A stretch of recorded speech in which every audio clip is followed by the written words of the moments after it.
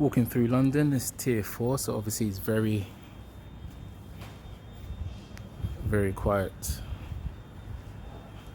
This is Carnaby Street, one of the busiest streets in London, or at least most popular. Definitely one of the most vibrant, but it's a shadow of its former self. And just to show you again, see what I want to talk about is your light. If you've watched my videos before, you know I'm not going to suddenly become super new age and wishy-washy with the word light, because another word for it is simply spirit or consciousness. There is clearly a light within you. How are you aware of this moment if there's no light for you to see, to perceive? So there is a light as such. Now this light is source, because source is always on, it's always light. Nothing can be taken away from it. This is why reality runs smoothly, because the source is always charged, it's always lit up. The source, which is distinct from perception, because it doesn't share any limits. Perception is a limitation. The source cannot be perceived within a limitation. So the light that you have as a human is directly connected to the source. So if this light gets diminished, seemingly, then you become more removed from what you truly are, which is pure abundance, unity, love, energy, infinity, freedom itself. And I say seemingly because, of course, you are always that, but it's hard to see that when you are perceiving life as a human, which is part of the game of life, is to awaken. So, of course, living as a human, from the human perspective, you are more likely to spiral down into what? Depression, anxiety, because of the feeling of being separate from what you truly are. Separation anxiety. A lot of people believe it's from objects, from things that creates this anxiety, but actually it's the separation that you have from the truth of self, which is always whole.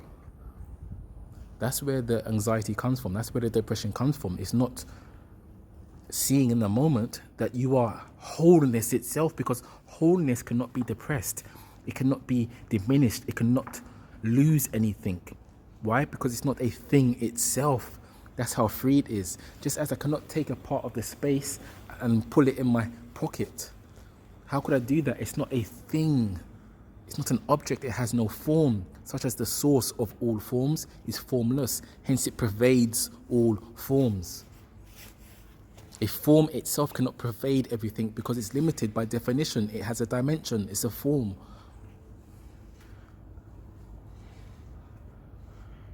So it's impossible to deny that there's change happening right now, of course. Again, just for those of you particularly who've been on Carnaby Street, look at this. It's just me. And this is a Friday night. It's about 9 p.m. Completely dead. So if you've been on this street, you understand how crazy this is as an experience. But yeah, so on that note, change is here. Change is always happening, of course. So it's not about denying that there is a change happening. You could call it a shift. You could call it a great reset. You could call it conspiracy. You can call it whatever you want to call it. But there is obviously a change happening. You could call it the new normal. Whatever you want to call it, there is definitely a change happening, right? The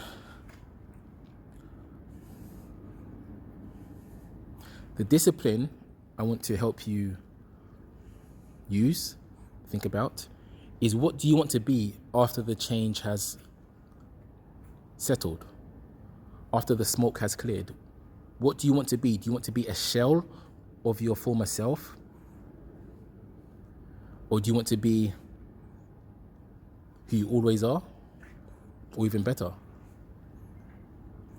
Because if you give in to this notion that it's all doom and gloom now, which clearly is the propaganda from the media, that it's just doom and gloom, there's no light, everything is so tough, without looking at other aspects of life. For example, it's not tough for me to just pick up a camera and talk to you. It's not tough for me to breathe, you to breathe.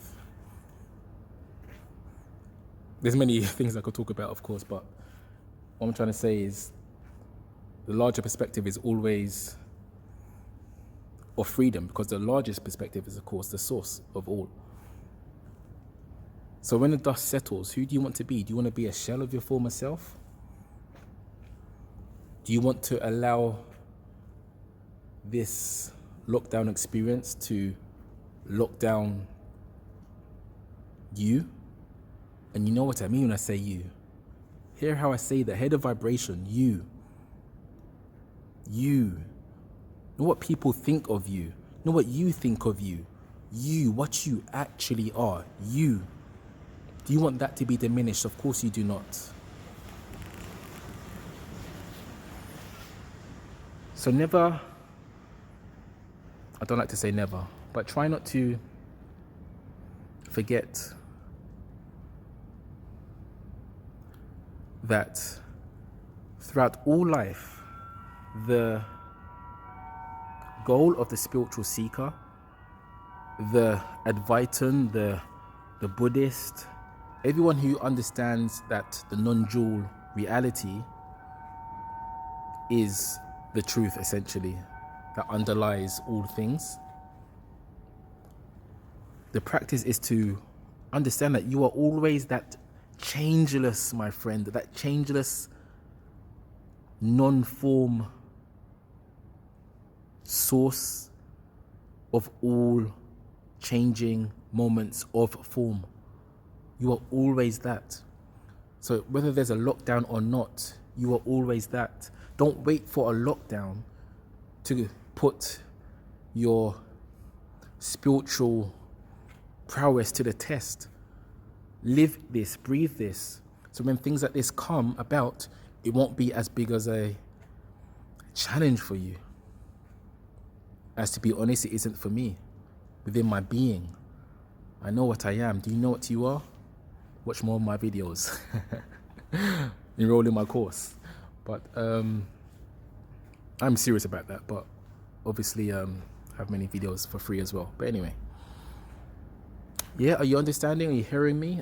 Are you listening? You have ears, but are you hearing me?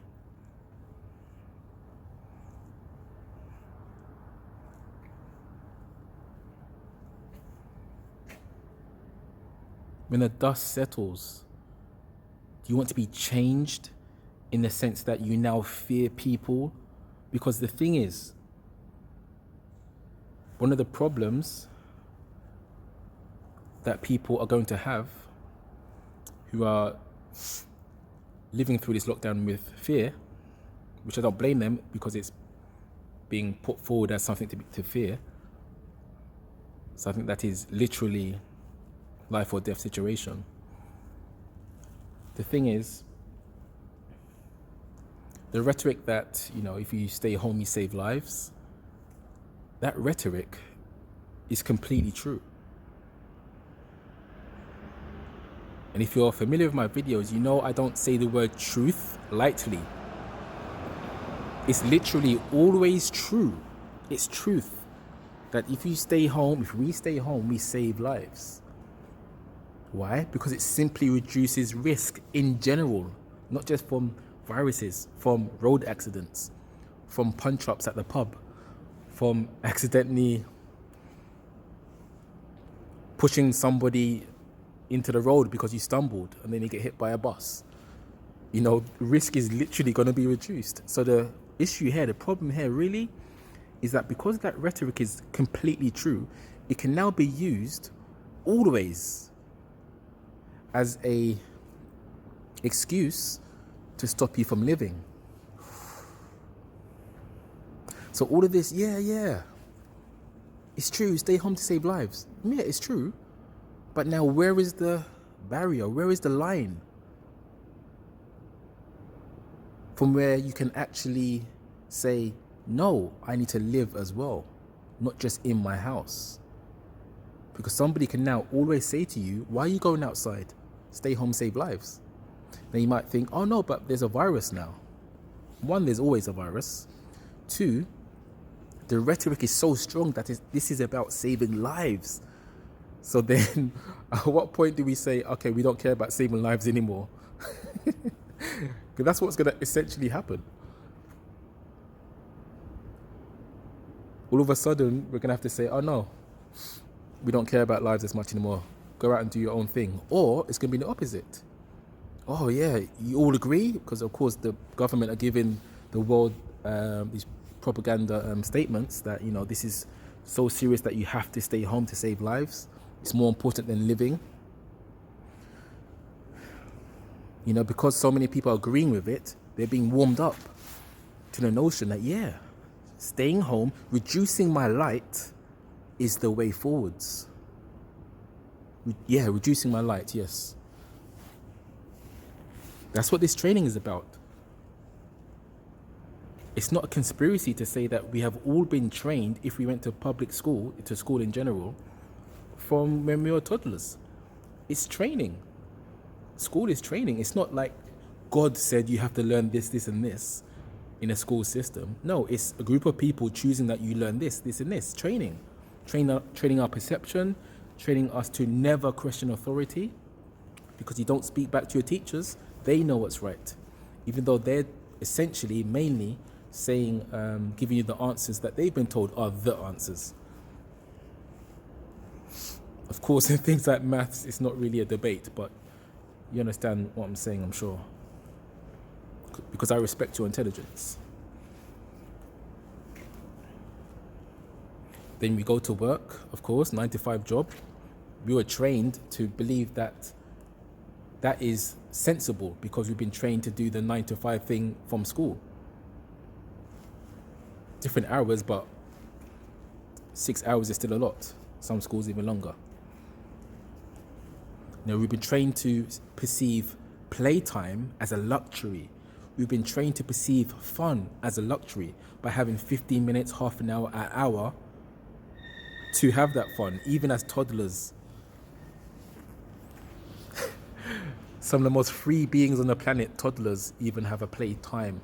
Now you can be free. That's training, my friends. And now we are here, well trained, and accepting what we are accepting.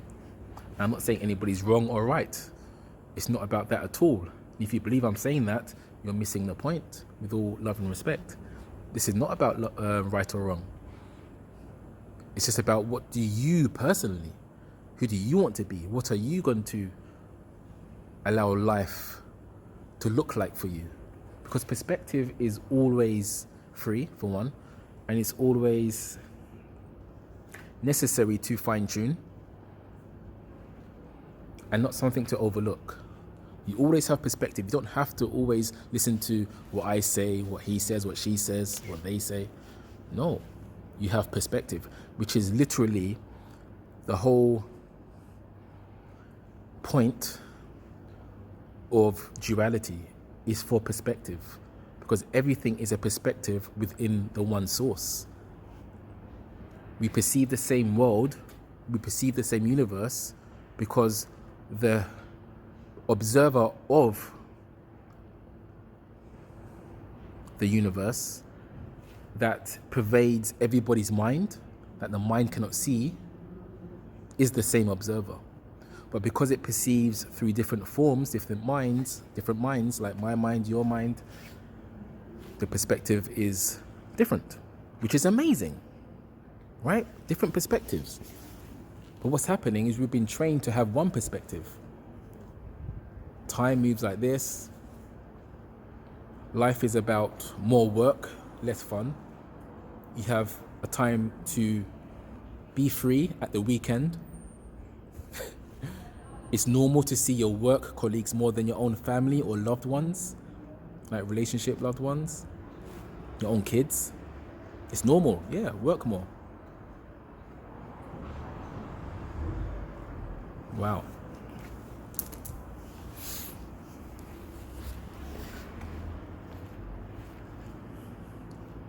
If anybody is wondering why I'm out anyway, it's because I came back from a job. Simple as that.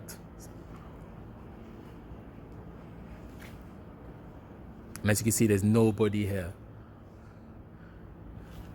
Every now and again, there's like a couple of people right down the end, 50, 60 meters away. Just to give you a more fuller picture. Carnaby Street is dead on a Friday night. Wow. You see, as I said again before, change is always happening, and it would be ludicrous, ignorant to the 10th power to suggest there isn't change happening right now in a big way. As I said before, what do you want to be when the dust settles? Do you want to be moved so much that you can't get your old self again back? That you can't get your free mind, your free being back? Your love for life back? Do you want to be that person who can't get it back? To be in this new paradigm of I should fear people? Do you want to be that when the dust settles? I mean, just people in general. Just breathing. Not hugging your own friends, your own grandma, your own mother and father, your own kids. I personally know a woman who wouldn't hug her, who wanted to stay away from her daughter because of all of this, because she got a bit sick. Own daughter. So do you want to be like that? If you do, again, I'm not saying it's right or wrong, it's down to you. Hence the beauty of choice.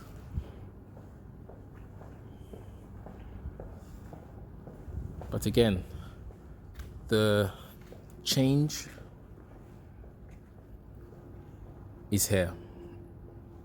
Who do you want to be when the dust settles? But what I wanted to expound on was experience cannot be changed, in that it cannot be halted, I should say. You cannot stop experience. So we're going to experience this change as we are right now, whether you like it or not. You cannot stop experience. You cannot stop happenings. You are always going to experience something, even the absence of experience objectively, such as in deep sleep, such as in so-called death.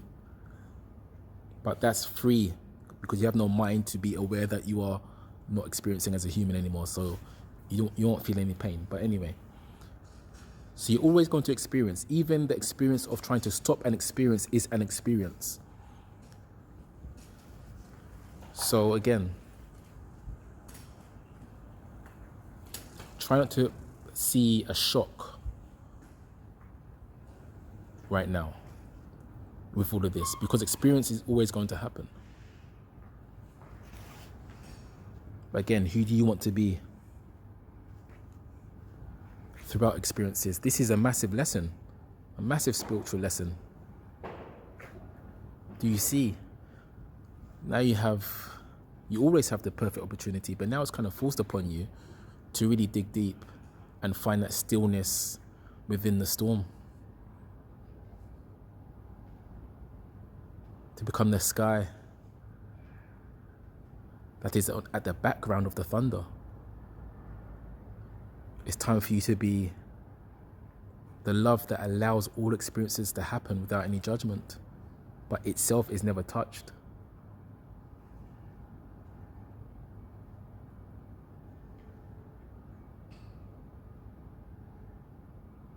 It's time for you to be that which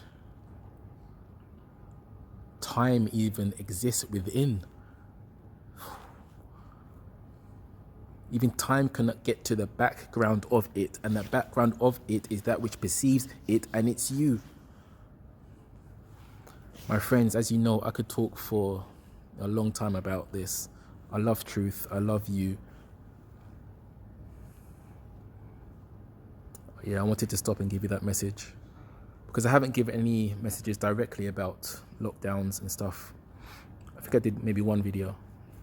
So yes, please like and share and subscribe if you enjoyed the video, and have a wonderful day or evening, my fellow expressions of consciousness. Peace to you.